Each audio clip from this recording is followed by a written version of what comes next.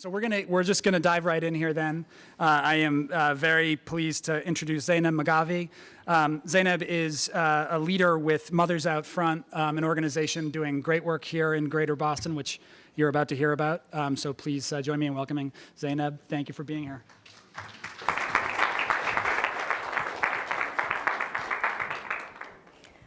Thank you. So I would like to tell you a story about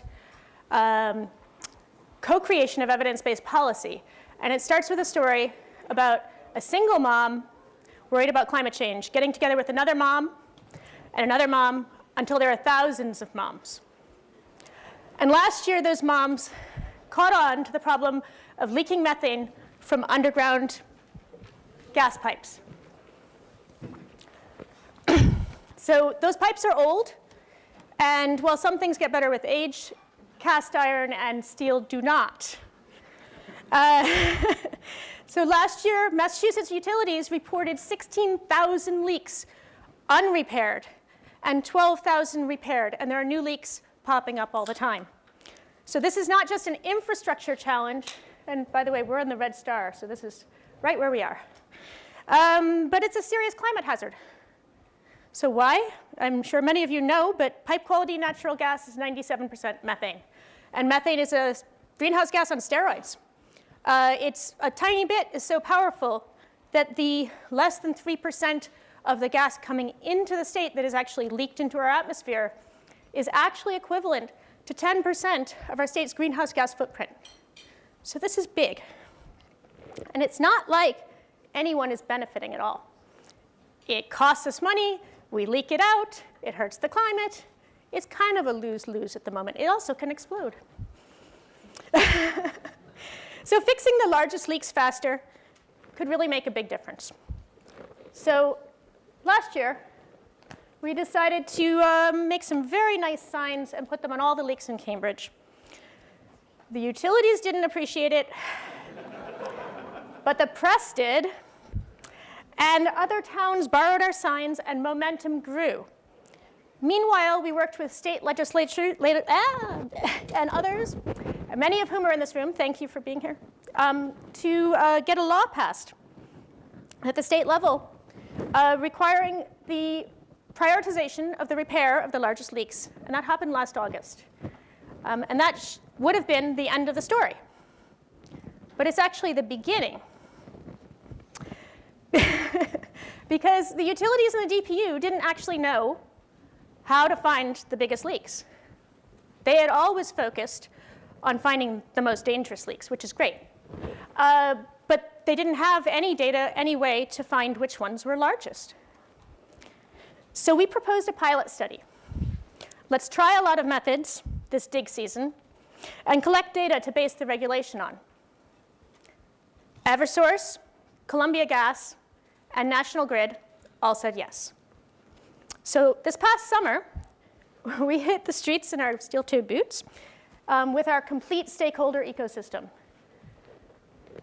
And yes, it was and is as complicated as it looks.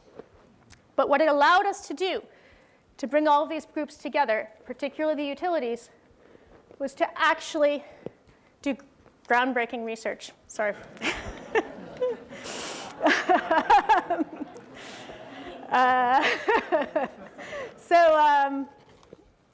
Our study confirmed that 7%, a tiny number, of all the leaks in the state were emitting half of all the methane emitted.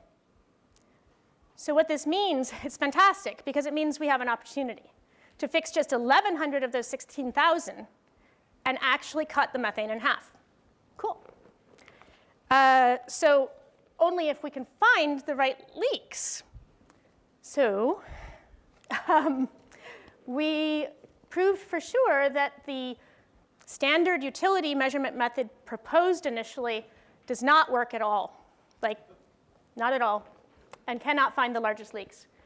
Luckily, we had a number of methods that did work, and among them was one that was both low cost and fast and easy to implement, which meant, oh, there we go, that we actually had we had the opportunity to capture a lot of methane per dollar spent. In other words, this creates a win-win opportunity with a rapid return on investment and a big environmental payout. So we took these results and relationships, and we made a plan with activists and utilities together sitting at the table, no negotiators, no lawyers, to cut methane from the leaking pipes in half in 2 years by switching methods, by accelerating the repair of the largest leaks, and by agreeing to an ongoing process with transparency verification and annual reassessment. We announced the plan here at MIT on October 3rd with 300 people present, including Mass Attorney General, who was our closing speaker. That's the top, there's a pointer here. Excellent, right there.